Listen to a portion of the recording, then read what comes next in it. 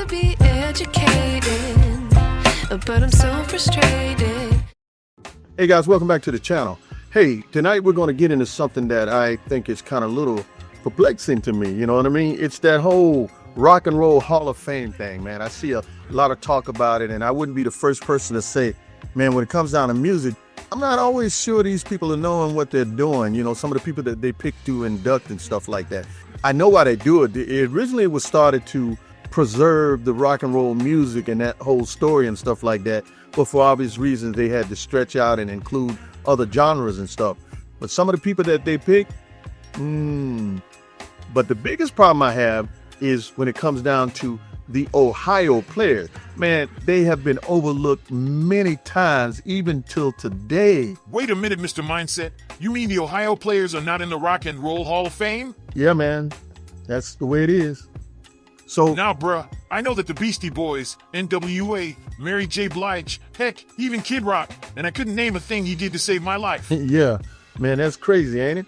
Not to knock anybody and what they're doing, but I'm gonna tell you right now, some of those groups getting in before the Ohio players, it just don't make sense since the Ohio players have been around since 1959 and they had big hits in the 70s and stuff like that. I'm gonna get into that story. Go along with me right now and let's look at this and let's see if we can figure out why in the world the Ohio players are not in the Hall of Fame.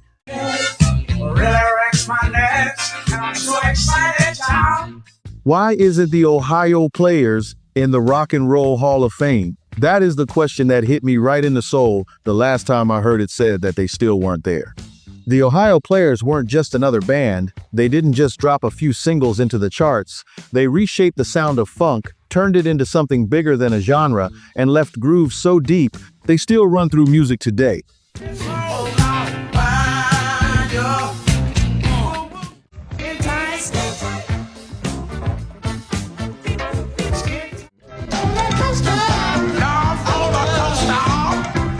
They became part of the soundtrack of life for people all over the world. And yet when the Rock and Roll Hall of Fame announces its annual inductees, the Ohio players' name is missing. Now let's be clear about what this funk band accomplished. The Ohio players scored multiple platinum albums. They dominated the charts in the 1970s with around 14 top 20 hits, including 6 #1 singles, and they influenced generations of artists who came after them. Heck, they were like the mentors to the land of funk, coming straight out of Dayton, Ohio, the city that earned its unofficial title as the funk capital of the world. Their music has been sampled in hip-hop and R&B tracks like Funky Worm, showed up in the work of Snoop Dogg, Dr. Dre, Ice Cube, Jay-Z, Outkast, and the Notorious B.I.G. Their grooves have been studied by musicians across genres. A lot of people learned to play funk because of them, and their showmanship was electric. But when you look at the Rock and Roll Hall of Fame, the institution that tells music history to the world, they're not on the wall. And there's a real emotional sting in that, especially for those who grew up riding their rhythms, who felt their energy live, who know funk at its deepest level. But let's take a look at how the Hall of Fame process actually works. As long as you made a record 25 years ago, you're eligible. Millions have made records. It's a very elite group. A group of music industry experts come together and they looked at all of the eligible people. There's a series of voting rounds that happen in the room, and 15 are identified as the most impactful, influential, and they're on the ballot. So this ballot of 15 will then be pushed out for a vote by fans. It will also go out to all the other living inductees. So Smokey Robinson votes, Bono votes, Bruce Springsteen votes, Madonna votes. And then the top 5 vote getters from all the other inductees and from the fan vote will then be elected into the Rock and Roll Hall of Fame. Some argue that the process is subjective, reflecting certain tastes and biases, and that sometimes it rewards the familiar narrative over the culturally seismic moments that actually shape music. For funk heads who live and breathe the grooves, that's a real point of contention. But let's not get it twisted. Nobody at all in the music industry ignores the contributions of the Ohio players. I studied them when I was young. They come out of the era of the Serpentine groups, and that basically because the group contained everything that it needed for recording and live performances.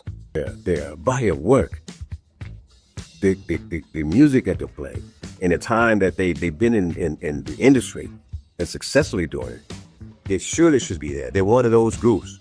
I love them. I'm inspired by them. They have inspired a lot of West Coast producers. They've inspired producers all over the place.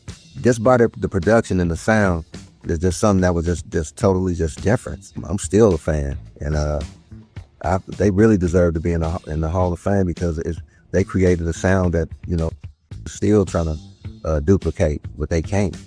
It's important to recognize that the Ohio Players have been honored in other places.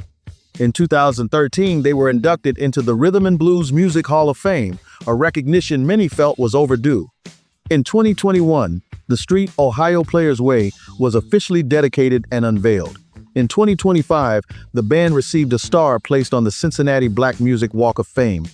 So, there are many people and organizations that understand and give honor to the Ohio Players and what they have accomplished, especially in Ohio, which happens to be the same state where the Rock and Roll Hall of Fame is also located too. But when you compare that to the splashy announcements, televised moments, and public attention that come with the Rock and Roll Hall of Fame, you begin to understand why fans say it matters. It's not just about a plaque. It's about who gets written into the official story of American music. And the Ohio Players aren't alone in this debate. Many in the funk community point to other artists who they feel have been overlooked as well. The Meters, whose grooves are the blueprint for so much of modern funk. Zap, whose talkbox innovations influenced whole movements in hip-hop. Slave, whose grooves defined the deep funk era. Lakeside, whose tracks like Fantastic Voyage crossed over into everyday life. Heatwave, who brought a mix of funk and disco that was unstoppable. And Cameo, whose sound pushed funk into the 80s and beyond. None of these acts are in the Rock and Roll Hall of Fame, yet all of them left fingerprints on the music you and I still feel today. And here's where it gets deeper.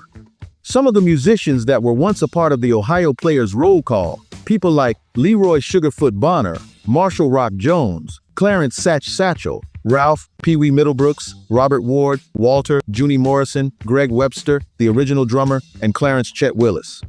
Those guys are no longer here to see this debate unfold. Surviving members, as of 2026, are James Diamond Williams and Billy Beck, who continue to perform under the Players banner. And you still have Marvin Merv Pierce, but he no longer does much music.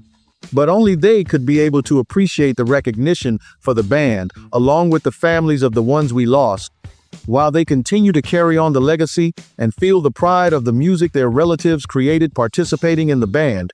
But it's a sad truth that the pioneers who created those grooves might never see the ultimate honor that so many feel they deserve. Williams says, if the Rock Hall ever does make that call, it won't just be for him. It'll be for Dayton, for Ohio, and for every fan who ever moved to the Players groove.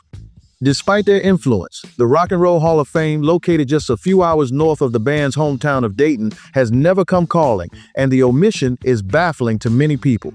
But some of you might be thinking, well, they sold records, the world knows them, so why does it matter? It matters because institutions like the Rock and Roll Hall of Fame shape the story of music history. They decide what gets highlighted, what gets preserved in public memory, what gets taught to future generations. And when funk, especially funk rooted in Black culture, continues to be underrepresented in that narrative, it raises questions about who gets to write history and whose voices get elevated. Their production style and innovations helped shape the standards of studio sound for decades, yet that influence isn't fully reflected in the Hall's selections. The Hall of Fame makes money by telling the stories people care about. Visitors come to see names that move them, that define moments of their lives. But the people whose stories are being told aren't paid by the Hall just for their induction. There's no automatic pension check or royalty simply because you're in a museum display. What often happens behind the scenes are negotiated appearances, compensated events, deals for archival use, things like that, and that's real business. But the honor itself does not come with a guaranteed financial benefit attached from the Hall. So, when you see the Ohio Players absent from that wall, despite their undeniable impact, you feel it in your gut. Not because they wanted a trophy, but because their story, and by extension the story of funk, deserves a place in the public record that reflects its true weight.